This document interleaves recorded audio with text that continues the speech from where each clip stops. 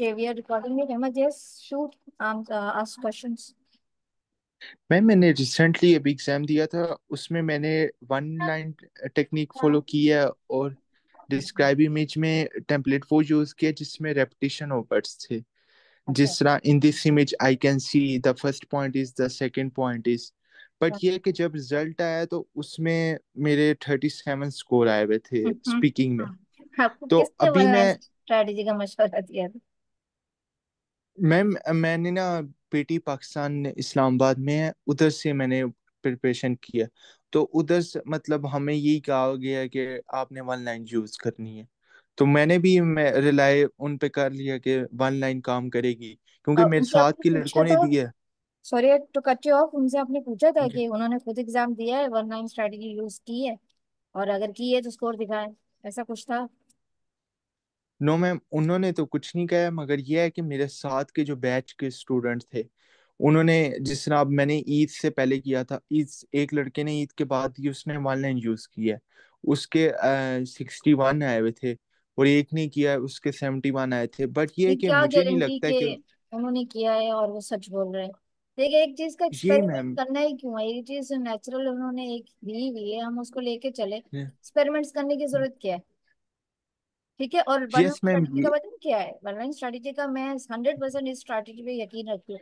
जैसे कहते हैं ना, first impression is the last impression. जब आप बोलने स्टार्ट करते यस। हो ना एक line, the minute you yes. Start, जब आपने पीटीई टेस्ट स्टार्ट करते हो और रीड अलाउड पहला क्वेश्चन है, वो आपके बारे में माइंडसेट बना लेता है। एआई जो है ना, वो आपके बारे में एक पूरा सांचा बना लेती है कि अच्छा ये मेल है, इसका ये टोन है, ये पिच है, ये एक्सेंट है, ये तू पूरा बना लेती है। वन लाइन स्ट्रेटेजी तब काम करती है, मैं इस पे बिलीव करती हूँ, कि अगर आप पूरी लाइन बगैर किसी प्रॉब्लम्स के पढ़ें, और वही तरीके कार आप सेकंड रीड अलाउड में रखें, तीसरे में भी रखें, चौथे में भी रखें, ऑल ओवर। अब होता क्या है कि रीड अलाउड में वो पांच छह डिफरेंट किस्म के इसलिए क्वेश्चन देता है क्योंकि अब वो पांच छह डिफरेंट तरीके से आपको जज कर रहा होता है।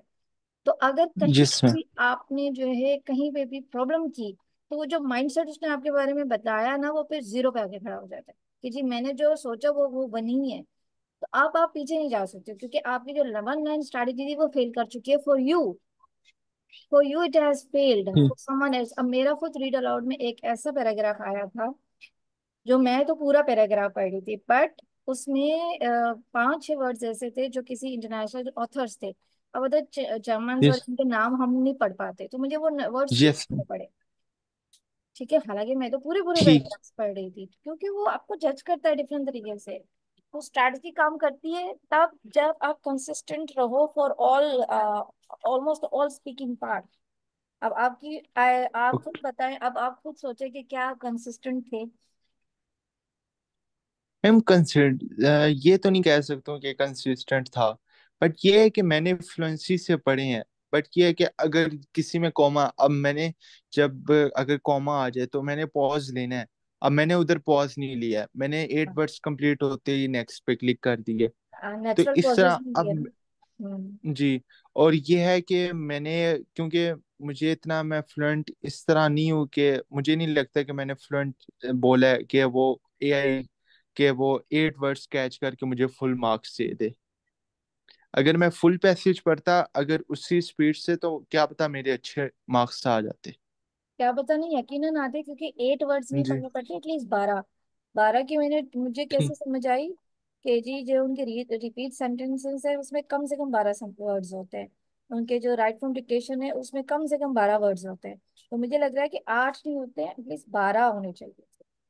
मैम ये चीज मैंने उनकी एकेडमी से भी कंफर्म की थी, उन्होंने मुझे यही कहा था आपने 9 वर्ड भी नहीं पढ़ने, आपने पढ़ने हैं तो 8 वर्ड पढ़ने। देखिए, और दूसरी अब बात ये ना कि एकेडमी अपनी जगह, पियर्सन की जो ऑफिशियल वेबसाइट है वहां पे भी वन लाइन स्ट्रेटजी के बारे में कुछ नहीं लिखा हुआ। अब मैंने सिर्फ स्टडी यस मैम। की है। I am in Karachi based, और यहाँ पे आपको क्या लगता है कोई एक कोचिंग सेंटर होगा? इतने ज्यादा है। बट जब सबने बहुत कॉल ज्यादा। की तो किसी साहब ने खुद ही टेस्ट नहीं दिया हुआ था, किसी ने 4 साल पहले दिया हुआ था, किसी का जो था वो मुझे कह रहे थे आप नहीं कर सकती, ये प्रॉब्लम है। मैंने कहा आप ही सिखाओ। So I was so fed up of all the lame excuses and the stuff, the things that were going on, कि I thought I will do it myself। अब खुद से कैसे किया, वेबसाइट्स खोली पेयरसन की जाके, पूरी उसको पढ़ा कि ये है क्या भला, what exactly is this exam about. तो वहाँ पे पियर्सन की वेबसाइट पे कहीं भी वन लाइन स्ट्रेटेजी के बारे में कुछ नहीं लिखा है। तो ये ठीक है। सारे असल में वन लाइन स्ट्रेटेजी ना, वो जो इंडियन का है लैंग्वेज एकेडमी वाला वरुण, उसका वर्क करता है वो यस। इसलिए क्योंकि वो हर 6 महीने के बाद जाके ना एग्जाम दे के आ जाता है, हर 6 महीने के बाद, because he can afford it. और उसका काम ही यही है, उसको पता है मैं अच्छे मार्क्स लेकर आऊंगा तो वो अच्छे मार्क्स में फ्लैश करूंगा। इवन माई सेल्फ, कि मेरे मार्क्स अच्छे आए, मैं जगह जगह उसको फ्लैश करती हूँ और लोग उसको अट्रैक्ट करके, आप भी तो कुछ कुछ कोई चीज देखी होगी उस पे आए होंगे ना, कोई फ्लैश मैंने न्यूज डाली होगी, राइट, कोई स्कोर यस। देखा होगा, तो वो अब वो इतनी कर चुका है, इतने एग्जाम दे चुका है कि मुझे तो लगता है एआई को उसकी बात ही याद, मतलब एआई को वो याद हो गया होगा। And the minute he starts speaking, AI gives him 90 marks. ठीक है, that applies to him. Otherwise मैंने किसी को उसमें सक्सेसफुल होते हुए नहीं देखा ऑनलाइन स्ट्रेटेजी। ठीक है मैं मुझे भी इस पे थोड़ा डाउट है कि मतलब ये काम नहीं करती है, किसी किसी के काम कर जाती है, वरना अब जिस तरह अब कोई नॉर्मल स्टूडेंट है उस पे काम नहीं करेगी। हाँ। और जो है सेकंड मेरा क्वेश्चन ये है कि डिस्क्राइब इमेज में अब जो लैंग्वेज एकेडमी का एक टेम्पलेट है और एक उसके उससे आई थिंक लैंग्वेज एकेडमी के ये दूसरा टेम्पलेट है, दो टेम्पलेट हैं।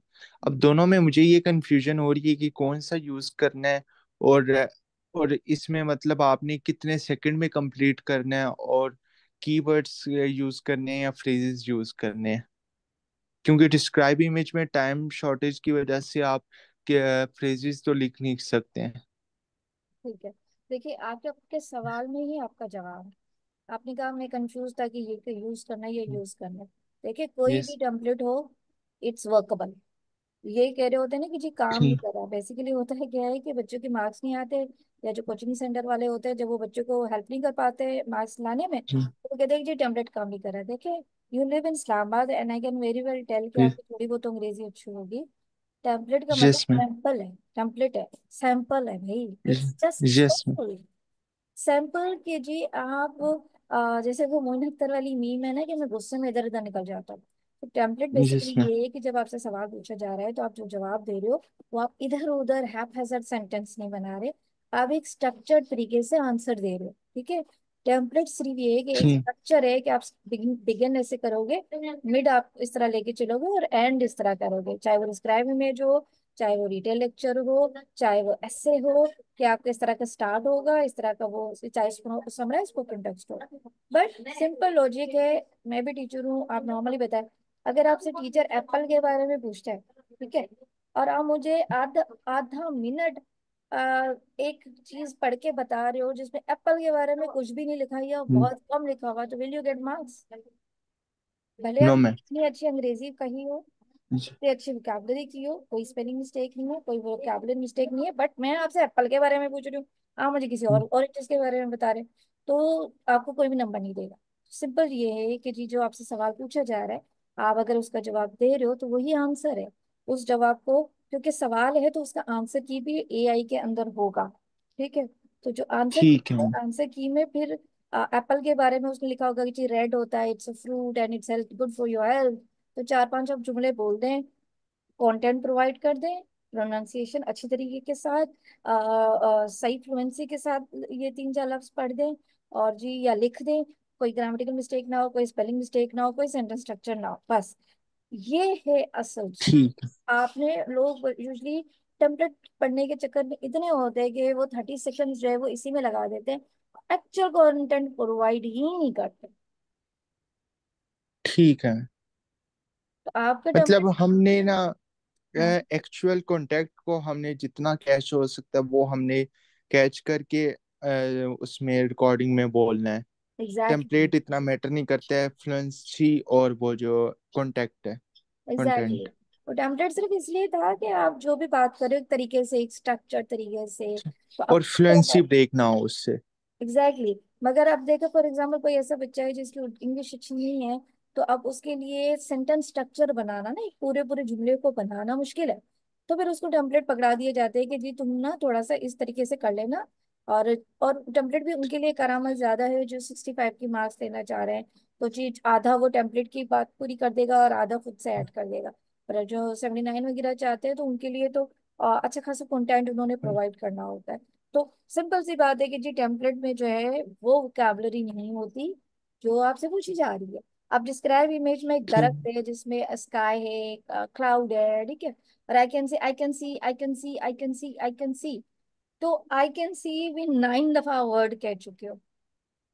एक एक बात यस मैम, मैंने यही बोला है ना, मैंने अभी जो एग्जाम दी है उसमें यही बोला है कि और आप in this image I can see the first point is, the second point is, the third गलत है, point is and the last point is. गलत है अब ना। ये जो तीन लाइनें हैं ये मैंने 3 बार रिपीट की हैं। हाँ, तो देखिए ना आप आधा जो कंटेंट है वो आधा तो रेपिटेशन में आप बोल चुके हो।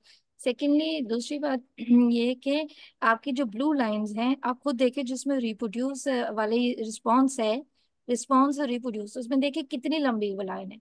अगर वो कम है इसका मतलब है आपने उसको रिप्रोड्यूस आंसर ठीक नहीं किया या आपने उसको ठीक रिस्पॉन्स नहीं दिया। वो आपसे एप्पल के बारे में पूछ रहा है, आप बनाना बोलते रहे बोलते रहे बोलते रहे। ये इररेलेवेंट ठीक है। इंफॉर्मेशन, तो रिस्पॉन्स आपका रेलेवेंट नहीं था। बोला तो है मगर रिस्पॉन्स आपका ठीक। ठीक रिस्पॉन्स नहीं है। ठीक है मैम। और रिटेल लेक्चर में मैम ये है कि इसी तरह का डिस्क्राइब इमेज की तरह की है। हाँ, डिटेल लेक्चर में ये था और कि आपको, हाँ आप बोले। ये मैंने पूछना चाह रहा हूँ कि रिटेल लेक्चर में भी यही टेक्निक्स जो डिस्क्राइब इमेज में भी आपने बताई हैं वही फॉलो करनी है। हाँ, रिटेल लेक्चर में क्या है कि जो लेक्चर देता है ना उसमें मैंने जो स्ट्रेटेजी लगाई थी कि 5 सेकंड ये मैंने नकुल की उसको चीट किया था, मतलब उसकी उसने जो बताई थी उसको फॉलो किया ठीक। था स्ट्रेटेजी। मैंने सबको सुना है। मैंने वरुण को, नकुल को, एक नेपाल की खातून है और एक आई थिंक फिलीपींस की है, कोई माइलस्टोन वगैरह की, सबको। आई लिसन टू एवरीवन जो सच है वो, मगर मैंने वो देखा कि कौन सी चीज मेरे ऊपर सूट करती है। अब जो रिटेल लेक्चर का तरीका वरुण का था वो मुझे सूट नहीं कर रहा था, नकुल का मुझे सूट कर रहा था। मगर रीड अलाउड भी मुझे नकुल का सूट कर रहा था, बट डिस्क्राइब इमेज मुझे ना वरुण की सूट कर रही थी। इस तरह था। मैम अब जिस तरह नकुल के डिस्क्राइब इमेज के टेम्पलेट में अबाउट द, आई थिंक मेरे ख्याल से वो रिपीट हो रहा है। About the, about the, about the, हाँ, ये मगर वाला। मैंने डिस्क्राइब डिस्क्राइब इमेज में टेम्पलेट फॉलो नहीं किया था। मैंने सिर्फ पहली लाइन टेम्पलेट की यूज की थी और लास्ट लाइन टेम्पलेट की, बाकी सिंपल है जो तस्वीर के अंदर है ना वो आप बोल दें तरीके से। ठीक है। ठीक। मैम और ये पूछना था कि अगर मैं नकुल का टेम्पलेट जिस तरह आप मेरे सामने सिंपल इमेज आ जाती उसमें मैं मतलब 40 सेकंड के अंदर, 40 सेकंड के अंदर मैं उसको देख के बोल नहीं सकता हूँ, मुझे फ्लुएंसी मेरी वो खत्म हो जाएगी। वो और हाँ, हाँ उसका सिंपल उस जगह पे। उसका ठीक। सिंपल तरीका ये है कि जो आपके सामने बात कही जा रही है जो है उसका एक सेंटेंस स्ट्रक्चर बना लो। जैसे मैं अभी ना एक आपके सामने तस्वीर दिखाती हूँ, ठीक है। ठीक। तब तक आपको ये क्वेश्चन पूछे, जब तक मैं ना इसको ओपन करती हूँ। ठीक। और ये है कि मैम ये इस तरह जिस तरह अब आगे ग्राफ का तो ये मुझे पता है ना कि ग्राफ अगर आ जाता है तो मैं some trends are maximum while other are minimum, इस तरह की कनेक्टेड वर्ड्स यूज करके पांच हाँ छः हाँ छः हाँ। करके मैं वो कंप्लीट कर सकता हूँ। अब मुझे ये है कि आगे सिंपल इमेज आ जाती है जिस तरह आप अक्सर वो मैंने एक देखी जिस तरह डैम है, डैम की आ गई है या उसका आ गया।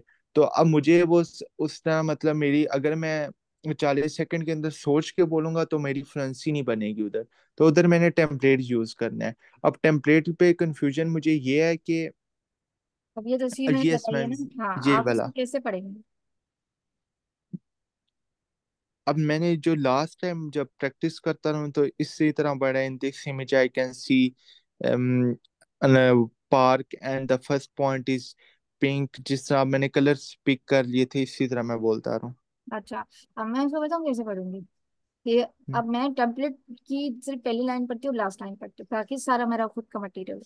अब वो नाम ही है डिस्क्राइब इमेज, अब इमेज को डिस्क्राइब करें कि ये है क्या। सो अगर मैं उसको देखूँ ना तो मेरे माइंड में ये आता है कि here is an informative picture in front of me. It is about a fun fair, और it is about a carnival, और it is about an amusement park where I can see a lot of rides like a Ferris wheel, which is of a big size of its yellow and red color. I can also see a merry-go-round with a lot of horses. I can also see a roller coaster which is in the background of the picture. There is a castle, some balloons, a number of trees, green grass, a blue sky with a blue clear sky. In conclusion, it is a very important picture. बस सारा मैंने तस्वीर से बोला, ठीक। मगर एक थोड़ी सी अच्छा, और कहानी मैम ये बनवाई। जिस तरह अभी आपने टेम्पलेट, मतलब आपने जो बोलते वक्त स्टार्टिंग में अबाउट द 3 बार रिपीट किया है, तो इससे तो कोई इशू नहीं होता है ना? आ, नहीं, मगर फिर भी मैंने देखे, जब डिस्क्राइब इमेज की स्ट्रेटेजी ये होती है कि आपने एटलीस्ट 7 वर्ड्स लिख लेने होते हैं। आप तस्वीर को देखें और 7 वर्ड्स लिख लें, जैसे फेरिस व्हील है, रोलर कोस्टर है, जिस कासल है, ब्लू स्काई है, बलून्स है, ट्री है, ग्रास है, कार्निवल है, टेंट है। ये आपने 9 वर्ड्स लिख लिए। अब जब आप पढ़ने लगो ना ठीक। तो तस्वीर की तरफ नहीं देखो, क्यों? क्योंकि क्या होगा, आप इधर उधर इधर उधर उधर आपकी आंखें यस मैम, रोम ये अराउंड इसी तरह करेंगी। होता है। हाँ, तो वो आप डिस्ट्रैक्ट करोगे, आप फेच करने की कोशिश करोगे। तो आपने अगर नोट्स लिखे हुए होंगे ना नीचे, वर्ड्स, तो आप वो वर्ड्स देख के बोल दो बस।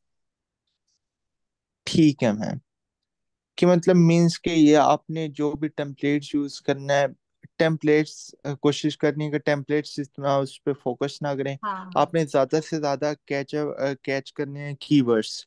कीवर्ड्स, कंटेंट, इस अब तस्वीर में जो मैं कंटेंट है। मैक्सिमम 8 to 9 में लिख लेता हूँ, 8 तो लाजमी लिख लेता हूँ, 9 तक वो आखिरी मिस हो जाता है।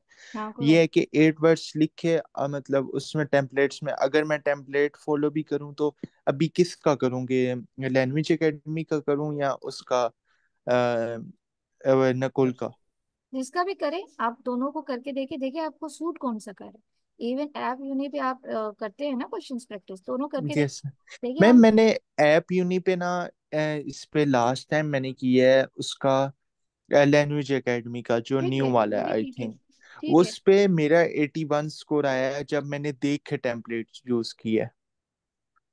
क्योंकि अभी मैं देख के कर रहा हूँ, ये है कि थोड़े बहुत वर्ड्स याद थे और थोड़े बहुत मैंने जब जब वो आया मोर ओवर फर्दर मोर, आगे मैंने वो थोड़ा सा देखा था और उसके बाद मैंने साथ साथ रिपीट कर दिया था। उसमें मेरा 81 आया था। 81 in what? In describe image. अच्छा, तो वहां पे आपकी तो रिस्पॉन्स वाली ब्लू लाइन कितनी लंबी है? अगर वो ब्लू लाइन लंबी है रिस्पॉन्स वाली और रिप्रोड्यूस वाली, तो दैट मीन्स आपका अच्छे आए हैं। मगर देखिए, एक बात सिंपल है, ये थर्ड पार्टी एप्लीकेशन है, language academy app. Yes ma'am, yes ma'am. हाँ, इनकी अब मेरे तो ना इस पे तो मेरे कभी भी 77 से ऊपर नहीं आए स्पीकिंग में। रियल में मेरे 87 आ गए, ठीक। क्योंकि मुझे पता था एक तो ये थर्ड पार्टी एप्लीकेशन हैं, दूसरा आप यस। कंप्यूटर्स हैं, लैपटॉप्स हैं, हेडफोन्स हैं, वो डिवाइसेस भी इतनी सोफिस्टिकेटेड नहीं है, और नॉइस कैंसिलेशन नहीं है। अभी मैं आपसे बात कर रही हूँ तो there is so much noise distraction in the background, तो उसकी वजह से यस। भी आप उसको डिस्टर्ब होते हैं जब आप घर पे प्रैक्टिस कर रहे होते हो। तो ठीक है मैम। इसीलिए जब भी आप करें ना तो आप उसका प्लस माइनस माइंड में रखें। जो भी मार्क्स आ रहे हैं ना, ठीक है। प्लस माइनस के आपके इतने बनेंगे, बिकॉज ठीक है। Because it's these are third party simulations. ठीक है मैम। और मैम ये पूछना था कि अगर मैंने एग्जाम अब रिसेंटली दिया है तो इस बार मेरा माइंड ये बन रहा है कि मैं ऑफिशियल मॉक टेस्ट परचेज करूं। क्या वो वो वर्थ इट है? भी वो भी बात तो तभी करें। मैंने दिए है, मैं जब मेरा डिजायर्ड स्कोर जब आ रहा था ना, और एक एग्जाम में नहीं, मैंने कोशिश की थी कि एटलीस्ट 10 एग्जाम्स मॉक्स में मेरा डिजायर्ड स्कोर आ रहा है, मतलब am I able to sustain it. ठीक है, क्या कंसिस्टेंसी से मेरा आ रहा है, ये एक दफा बिगनर्स लक हो गया और मेरा अच्छा स्कोर आ गया। तो जब मैंने देखा कि कंसिस्टेंसी मेरी मेंटेन हो रही है, तो मैंने मॉक बाई किया, $30 का पड़ता है। उसमें भी यही मसला जिस स्पीकिंग का। क्यों? लैपटॉप मेरा इशू था, क्योंकि डिवाइस ठीक है। जो है ना, हाँ, डिवाइसेस हमारे मसले अच्छे नहीं है ना, उस क्वालिटी के नहीं है। तो मेरा वहां पे भी मॉक में ऐप यूनि में भी 77 आया, और पीएसएम के ऑफिशियल मॉक में भी मेरा 77 आया स्पीकिंग में। ठीक है, मतलब आप कह रही हैं कि डिवाइस पे ज्यादा मैटर करती है। डिवाइसेस भी मैटर करती है, तो बैकग्राउंड हमारे नॉइस पास मैटर करता है, हाँ। फैन माइक अगर ऑन माइक हो गए मैटर ना, करती वो भी आपके उसको मैटर करेगा, मार्क्स को। है। ठीक है मैम। तो आपका मतलब ऐप यूनी पे और वो उसका सेम ही आया था रिजल्ट? हाँ, वो सेम ही आता है, ये थर्ड पार्टी एप्लीकेशन ही हैं जो भी करेगा। और मैम ये वर्थ इट है या नहीं, ये मुझे बता दें कि मतलब अगर मैं परचेज करना, क्योंकि मैं ये कह रहा हूँ कि अगर मैं $220 की जगह मैं $35 में अपनी चेक कर लूँ, अगर मेरा डिजायर स्कोर एक दिन पहले मैं मॉक दूं और डिजायर स्कोर आ रहा हो, तो मैं उससे अगले दिन टेस्ट जाके दे दूं। हाँ आप दे दीजिएगा। उससे पहले मैं ऐप यूनी पे प्रैक्टिस, ऐप यूनी पे मॉक टेस्ट देता रहूं। हाँ 30 का है, इसमें चार आते हैं। तो जब आपका रिजाइज स्कोर जो है ना कंसिस्टेंटली कंसिस्टेंटली जो है वो आ रहा है उसमें ऐप यूनी में, ये तो फिर पियर्सन बाय करें और पियर्सन को दें। और पियर्सन में भी देखिए क्या सूरत हाल है। बट स्टिल पियर्सन भी इतना नहीं है accurate measure. It again plus minus, +5 -5 वाली बात हो जाती है वहां पे। क्योंकि मैम मैंने एक लड़के से सुना था कि इनका एल्गोरिथम रियल एग्जाम की तरह है, मतलब ऑलमोस्ट, नॉट स्कोरिंग नॉट रहा है। 100%, not 100%, almost. Okay ma'am. It's not okay. Not accurate. उन्होंने ये अपना किसी को दिया ही नहीं है, वरना क्रैक कर लेंगे उन लोग जो आईटी वाले हैं। तो ये इन्होंने किसी को भी नहीं दिया। मुझे भी ये लगा। ठीक। बट मेरे एबीनू में भी 77 आ रहे थे स्पीकिंग में, ऑफिशियल पीएसएम में भी 77 आए। बट वहाँ 87 मुझे हुआ कि मेरी कंसिस्टेंसी यही है, मेरा यही तरीका है। मे भी मार्क्स जो है वो डिवाइसेस की वजह से या शोर के पीछे की वजह से है, या लैपटॉप की वजह से है, या इस मेन वजह से कोई प्रॉब्लम है मेरी।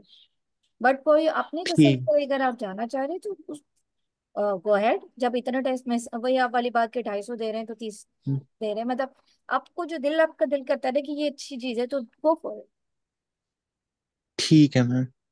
बस मैम यही मैंने चीजें पूछनी थी, और जो अभी मैं आपको वो टेम्पलेट्स में लैंग्वेज एकेडमी का आपको मैं डीएम करता हूँ, तो उसमें आप मुझे काइंडली बता दीजिएगा कि मैं ये वाले मुझे टेम्पलेट यूज। से ना चिढ़ बहुत, मुझे नहीं टेम्पलेट जहर लगते हैं। नहीं नहीं नहीं, आप वो कोई भी, आप मैंने वो तो आपको आपकी बताया बात भाई, ठीक है, मैंने आपकी बात समझ ली है कि टेम्पलेट्स ज्यादा मैटर नहीं करती है, बट मैटर ये नहीं है कि करता। मैं इस बात पे कंफ्यूज हूँ कि ये ओके, टेम्पलेट्स मतलब इसके जो अंदर वर्ड्स हैं, कनेक्टर्स हैं, या इस तरह ये सूटेबल है अभी इस वो वक्त के वही, लिए या नहीं। मैं वही कह रही हूँ, आप जो भी टेम्पलेट्स हैं उनको एक दफा, जी।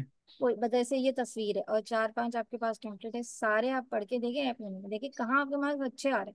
दैट मीन्स वो आप पे वर्क कर रहा है। जैसे मुझे किसी ने टेम्पलेट दिया ठीक है। शुरू हो रहा था हियर इज अ ब्यूटीफुल, अब वो मेरा हेयर उठा ही नहीं रहा था, रेड हेयर को वो गलत ही कर रहा था, रेड दे रहा था।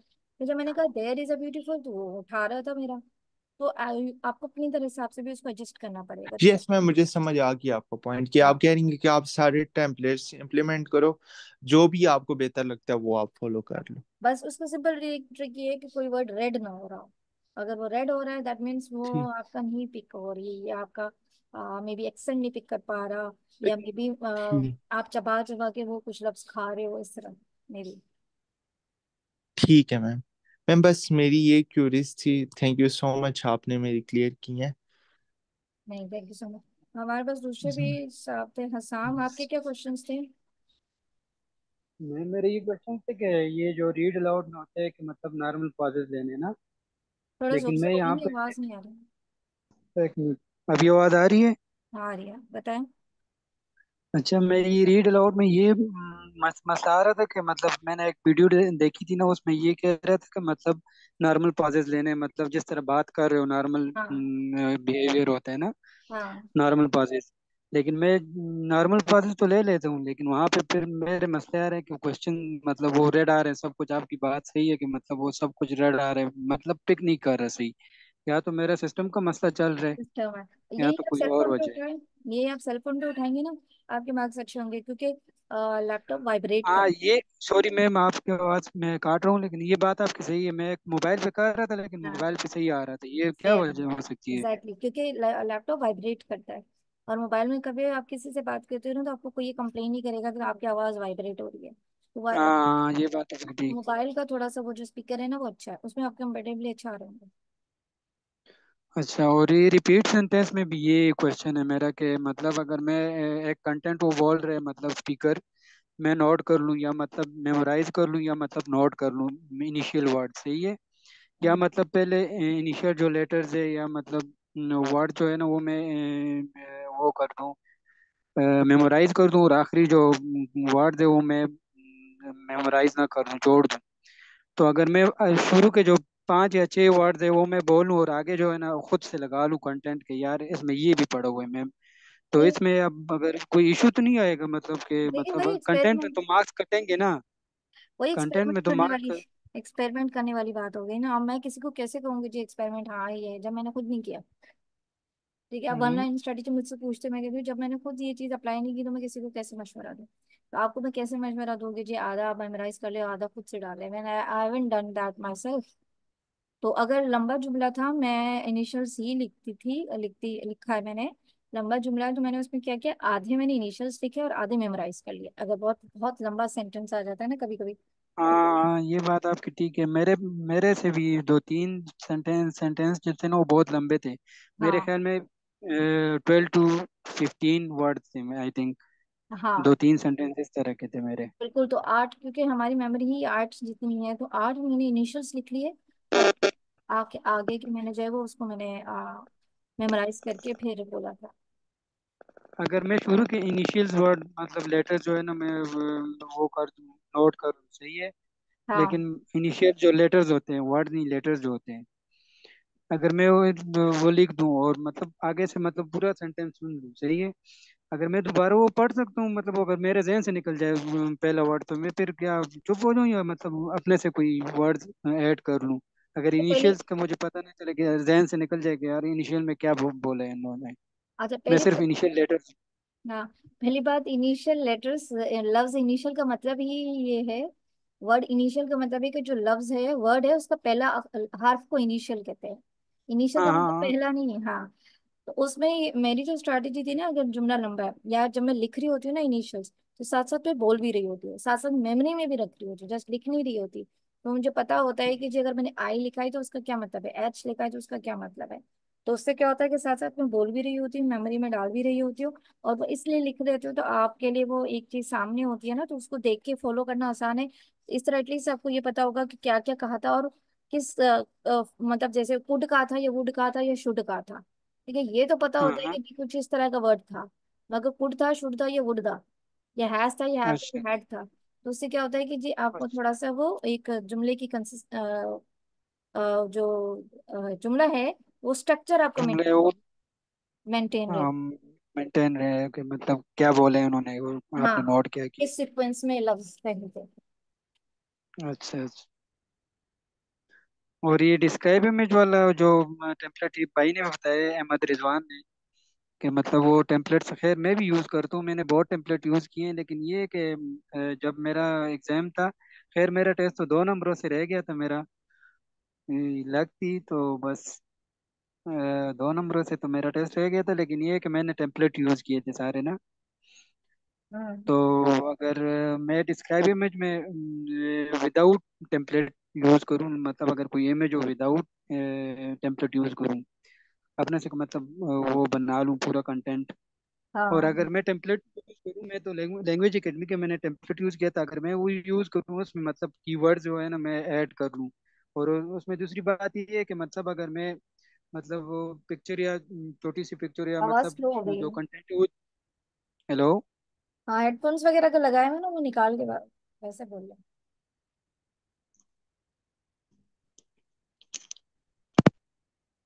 कह रहा हूँ कि अगर मैं मतलब वो वर्ड जो है ना पिक्चर के जो वर्ड है, मैं अगर 6 या 7 की वर्ड लिख लूँ या 5 की वर्ड लिख लूँ, सही है, वो अगर मैं रिपीट कर सकता हूँ, अगर मतलब इमेज ज्यादा मैंने ना देखा हो या मतलब इमेज में कंटेंट ज्यादा ना देखा हो, मैंने सिर्फ 6 या 7 की वर्ड जो है ना नोट कर लिए, तो वो हाँ मैं रिपीट हाँ कर सकता हूँ, मतलब हाँ, अबाउट दिस रिपीट इमेज, कर about this image, about this image.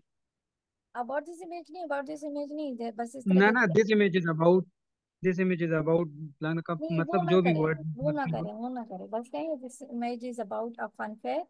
I can see, जैसे फॉर एग्जांपल वो सीन थी, ये झूले वगैरह थे, आई can C a lot of हाँ राइड। हाँ।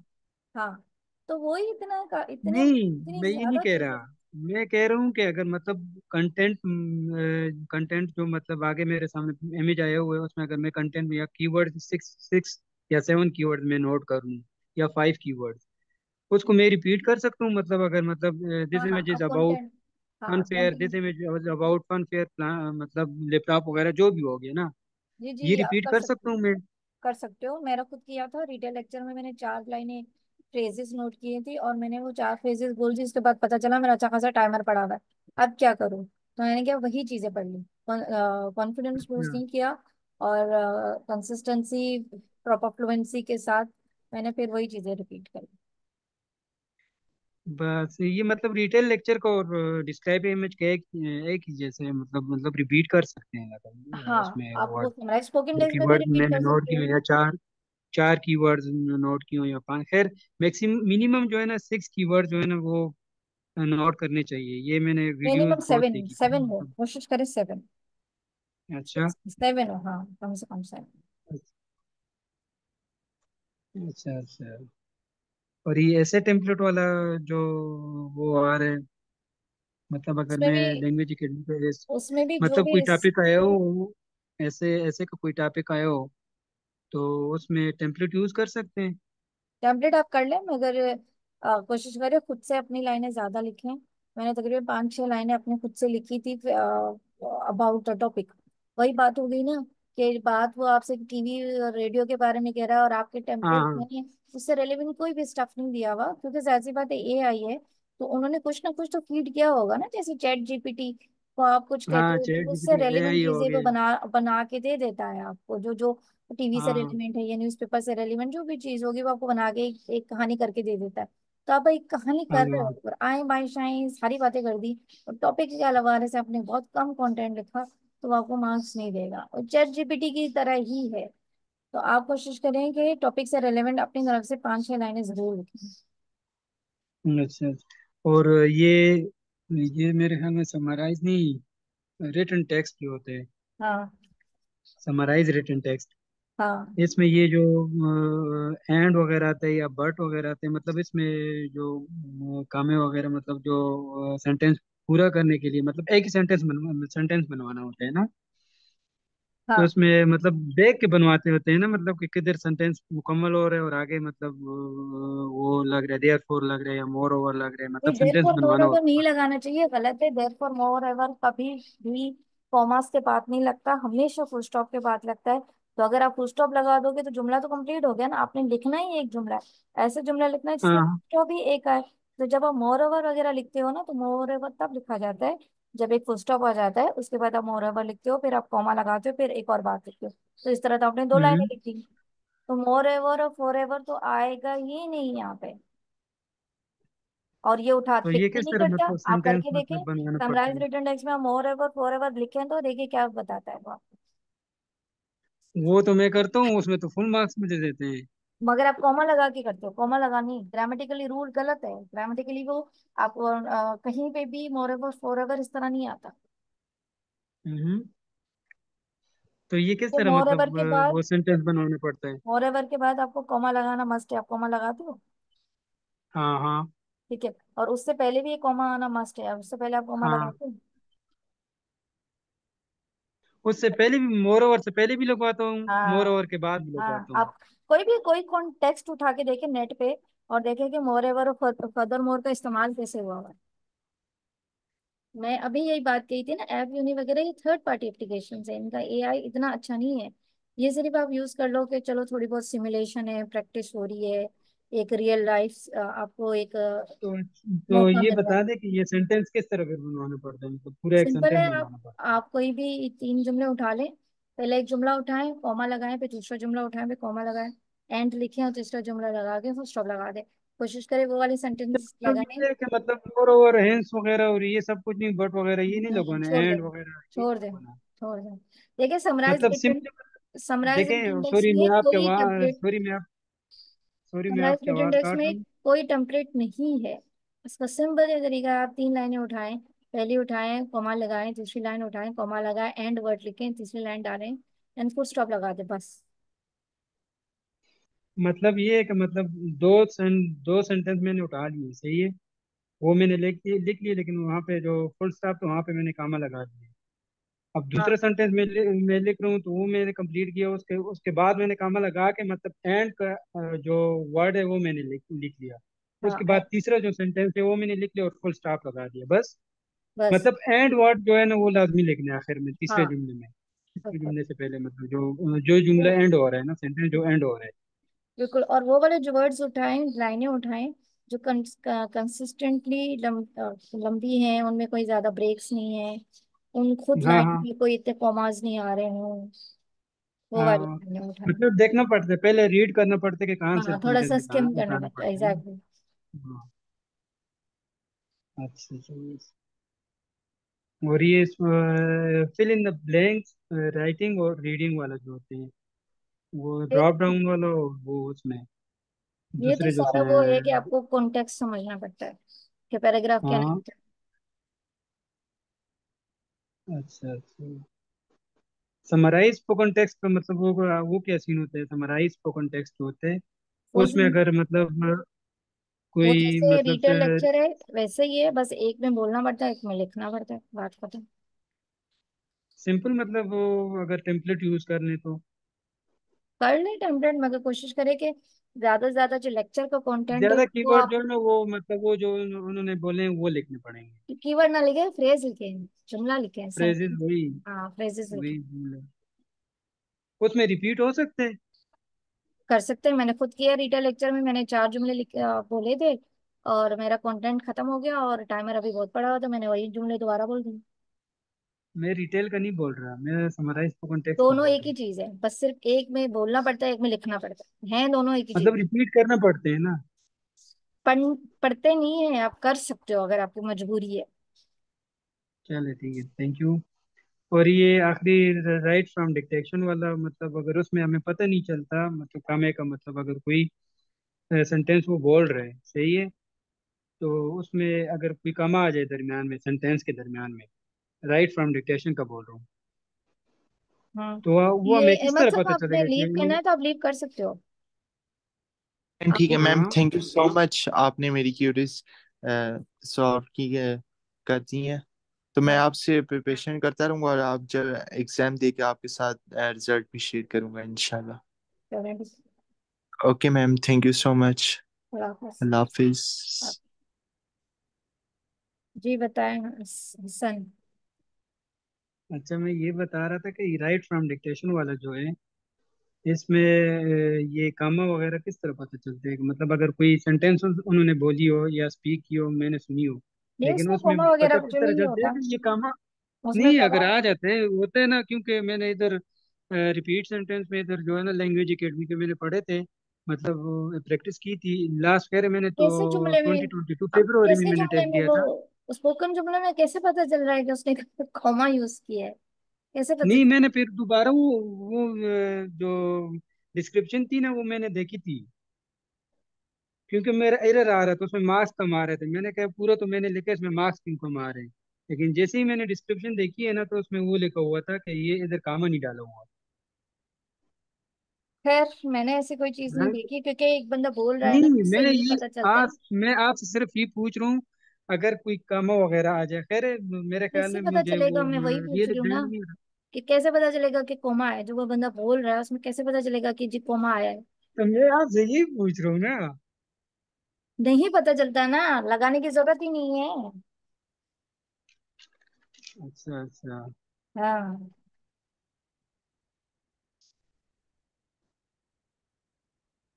बस मेरे ये क्यूरीज थी, वो टेस्ट दिया था, लेकिन मैंने ये सेकंड अटेम्प्ट है, ये लास्ट वन है मेरे ख्याल में। इसके बाद देखता हूँ क्या होता है। चलिए इंशाल्लाह।